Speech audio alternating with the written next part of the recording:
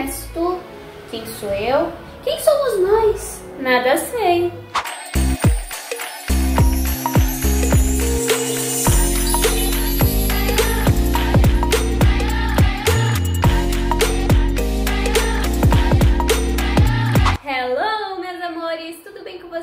Para quem não me conhece, eu sou a Bia Matos e se você não é inscrito, não esquece de se inscrever e ativar o sininho para receber a notificação de vídeos novos todos os dias. E também não esquece de deixar seu like aqui embaixo e comentar se você está gostando dessa série de episódios Aquilo que a Escola Não Ensina, Relatos de História. E no episódio de hoje eu vou te contar tudo sobre as maiores revoltas do período regencial brasileiro, trazendo diversas curiosidades e babados históricos sobre esse momento tão importante. E no episódio de hoje, a Sabe Nada!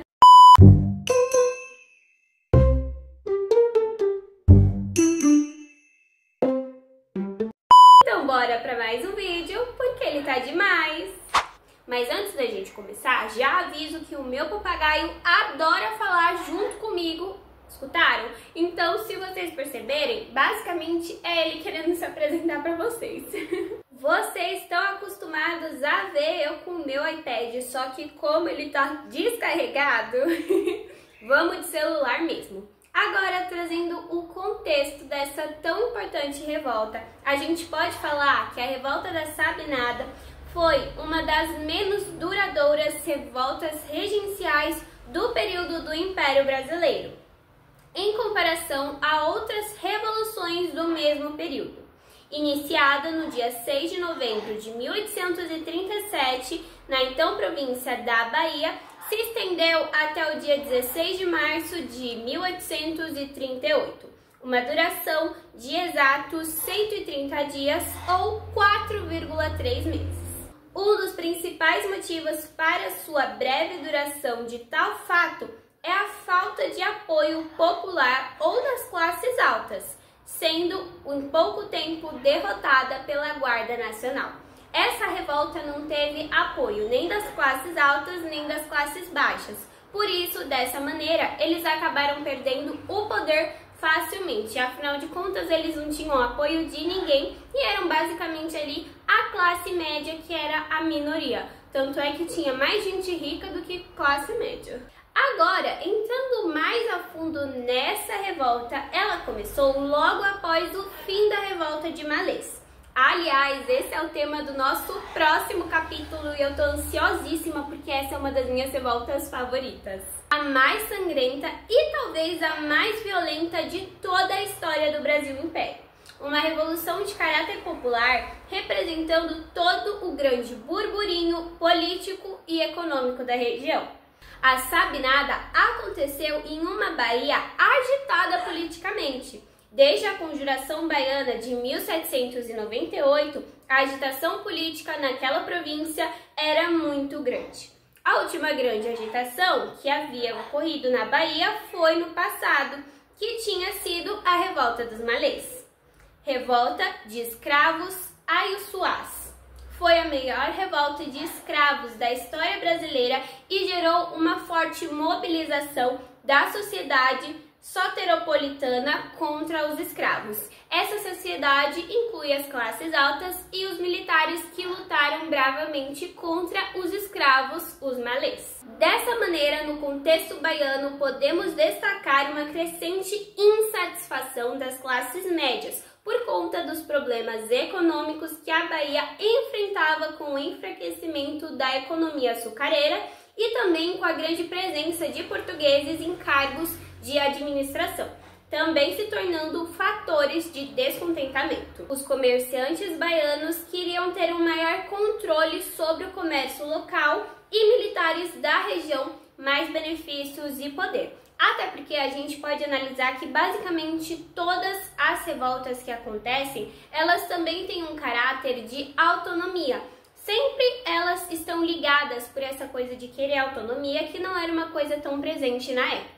Agora, falando ainda mais sobre a classe média, pode-se dizer que toda essa insatisfação cresceu quando a centralização do poder começou a ganhar espaço imposto na política brasileira a partir da renúncia do Padre Feijó à regência do Brasil.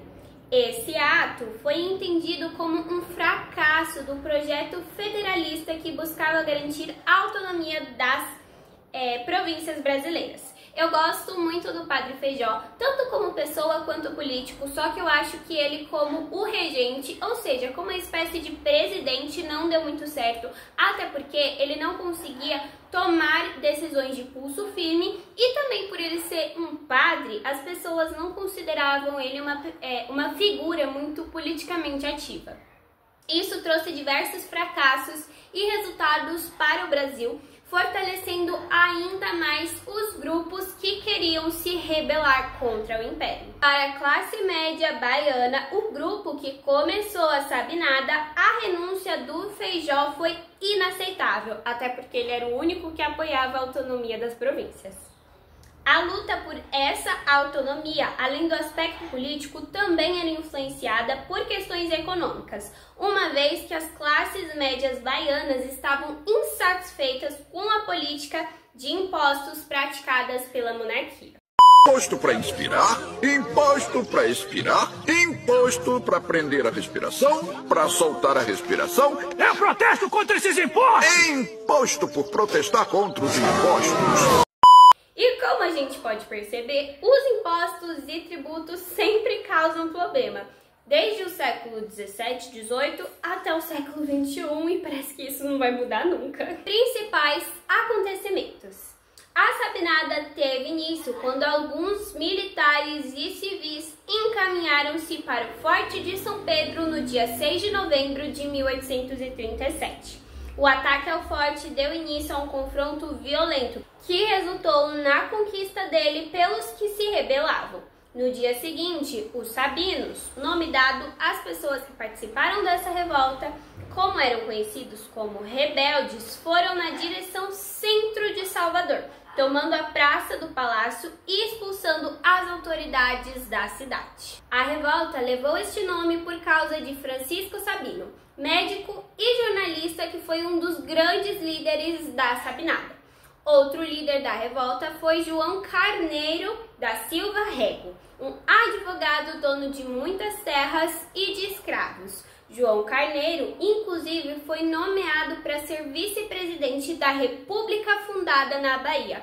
Isso mesmo, lá em 1800 a Bahia se separou do restante do Brasil e se tornou um país, o que não durou muito tempo. Isso aconteceu porque logo após expulsarem as autoridades de Salvador, os sabinos foram à Câmara Municipal e declararam a separação da Bahia do governo central do Rio de Janeiro e fundaram uma república. O presidente nomeado foi Inocêncio da Rocha Galvão, mas como esse estava nos Estados Unidos, os líderes da sabinada demonstraram a sua visão separatista com o anúncio do desligamento da Bahia do governo central. A sabinada foi considerada uma rebelião com intenções contraditórias, pois 4 dias depois um novo documento foi emitido, anunciando que o desligamento da Bahia se manteria até a coroação de Pedro Alcântara como imperador. Ai, gente, se vocês soubessem o tamanho do meu crush no Dom Pedro II, vocês não acreditariam. Ai, como eu amo esse menino. Ele é muito lindo. Pronto, só basta uma foto desse homem. Ai, que lindo. Ai, completamente apaixonada. A revolta realizada pelos sabinos manteve-se reclusa a Salvador, uma vez que nos arredores da capital baiana houve resistência dos grandes proprietários de terra, percebendo-se, portanto, que o grupo mais rico da Bahia não aderiu à sabinada, ficando ela resumida a grupos de intelectuais e militares, além de outros que faziam parte da classe média. Parte significativa da população pobre de Salvador também não se juntou à revolta e decidiu fugir, temendo as represálias que a cidade poderia sofrer. Mesmo aqueles que ficaram procuraram não se envolver com o movimento.